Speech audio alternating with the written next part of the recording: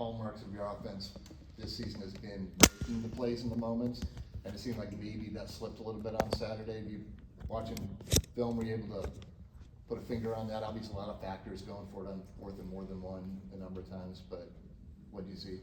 Yeah, at Iowa State, those are going to be the moments that define the game, and most of the time our guys have made them. And as long as a coordinator, you just wonder, could I have called something different that our guys could have executed better? So it's hard not to blame yourself, and I do that a lot of times. And you're an inch off here, just you're so close, and the difference here is always going to be in the margins of a play here and a play there. And they add up, and there's critical moments and critical situations where they out executed us or out coached us, and we were right there to make it, and our defense did an incredible job of making some big stops for us to go be able to capitalize on it, and we didn't. And I feel like that's my fault.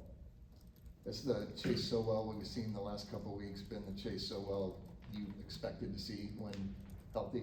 Yeah, absolutely. That guy is so electric, and he's so talented, and we knew with just him getting dinged up in camp and his journey back, we didn't know how long it would be, but knew at some point that guy was going to break through. And he's been as consistent as anybody that we have, and as trusted as anybody that we have on the offense to go out there and make plays. And he's going to have his hands full this week too. So he's going to have a big week, and he's done a great job getting better each week.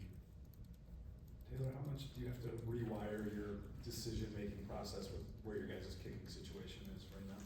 Yeah, you have to do it, but it's not fun and you don't like it, and we miss Kyle, but it's fun, like scheming up new stuff and having new opportunities, as like stressful as it can be, but you do have to like rewire, and we do a lot more fourth down stuff in practice to just simulate it. And every time we can yell out like it's 4th and 5 in the fourth quarter and the game's on the line, just to put your guys in those shoes to go out there and make those plays, because those moments are coming, and we had a lot of them last week, and we have enough experience on the offense to go and rise up to the challenge. And we want the ball to be in Rocco's hands, and we want the ball to be with us on offense to have opportunities to go win the game. So it's an exciting time, and it's all about perspective. It's a great opportunity for us to go and score points, and that's what we want to do. I hate, as good as Kyle is, I hate when we send the field goal team out there, because it's something that, we didn't score a touchdown. I feel like we left points on the board. So I always want to go for it. I'm pushing Campbell to go for it. So now, with the circumstances of it, we are a little bit more, but as much as we can put the ball in Rocco's hands and let our guys go make plays, I'm always for it.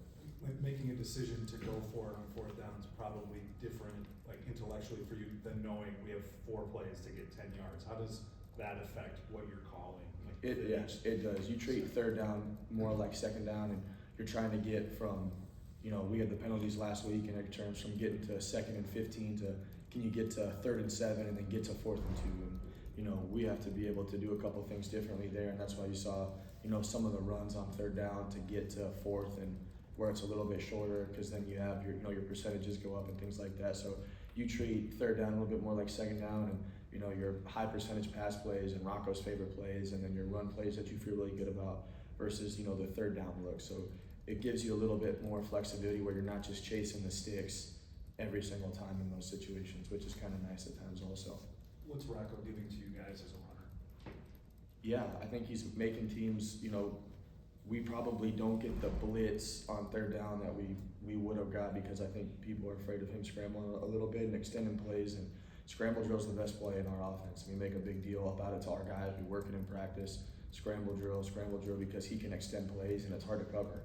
And it's a emphasis that our defense has made on us in practice, because Rocco's ability to extend plays, keep his eyes down the field, and then his ability to run. He's way more athletic than I think people think. He's way faster than people think, and I still think we're scratching the surface a little bit about what he can be as a runner. Considering some of the hits he's taken in that run game, are there times, Taylor, where you scratch off certain plays, or with a guy that tough, does it not matter? No, you scratch them off, or you try to call the ones where very rarely do we call it just a quarterback run. Usually there's like a pass option off it where it's, if it's there, take it, if not, run it. So a lot of the times, even when we run them, we're not necessarily trying to. Sometimes we are. That's why we, did some of the Mansky stuff last week and some of the Moberly stuff before, where those guys can go in there and just be runners. But yeah, you're certainly cognizant. He's one of our best players. We're better with him on the field. You don't want to take that guy off, and he wants the ball. Like, he wants to be the one that's running it. He's, not a guy that wants to come off the field. It doesn't matter. Like, he would hold and kick and punt for us if we let him. Like, he's just a competitive guy. and wants to do it all. But yeah, from my perspective, we're not as good on offense. I'm not as good as an offensive coordinator when he's not on the field. So when he's not in, I'm cognizant of it, and I want to keep that guy on the field. So yeah, I'm not circling back to too many of those runs or the 5-man protection stuff after he takes some licks. And then I'm curious if you had a conversation with Bramer about kind of what he was thinking going out of bounds on the last play. Yeah, I talked to him afterwards, and there was just a mix-up with him on how much time was left. He thought there was a second left. There wasn't.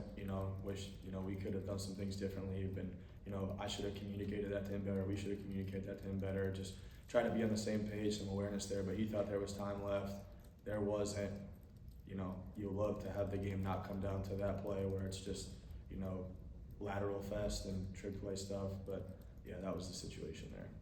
Taylor, you have Abu who has his best game yardage wise against Cincinnati. When you look back at the film, what stood out about why he was able to break loose in a way, and then looking forward to Colorado, a team that's been susceptible to run, what are you hoping to see to have him grow on that, especially with Carson with dealing with the concussion? Yep, I think more so like Abu played confident, and he plays against that defense all spring, all fall. So I think the reads were simple for him where he could go and play fast. And I walked out of that game like, how can we make it easier for him to go out there and play fast also versus different defenses, because he is a spark plug for our offense, and he is so electric. We're going to need him to have his best game, of the season this week. And the Colorado defense is really good. Like they had some, most of the yardage came in the first game against Georgia Tech with some quarterback run game and stuff like that, because they are incredibly talented and gifted up front. One of the most athletic defensive lines that we've seen here since I've been at Iowa State, and he's going to have to be the bell cow for us to go out there. But it's the mentality when he's running hard and he's trucking people and jumping over people. It inspires the rest of our offense. Like, you better bring it. Like, this guy's jumping over people and running through people, whatever it takes, and it just kind of gives our offense another gear. But I think the confidence thing for him is big. Going off of that, what do you think it'll take for Abu to be more consistent moving forward? Yeah, I think I always kind of circle back to like what I can do to help that guy, and I think I can simplify the looks for him. Maybe we don't always have to have a shift, trade, motion on some of this stuff, and we don't always have to have a RPO on some of this stuff. Like, he's good enough where we can get the ball and we can put him one-on-one with a safety and one-on-one with a corner like we did last week, and let him go and make plays. So sometimes I overcomplicate it for Abu, and I could just put that guy in the pistol and give him the ball and let him just go cook. So that's how I took it with me. Like, I can make it easier for him. He don't have to do nothing besides just worry about getting better every day and getting back. We played a lot of snaps on Saturday. Everybody's feeling it a little bit from just the amount of snaps that we had, but I don't want him to worry about anything but learning the looks and go out there and play fast.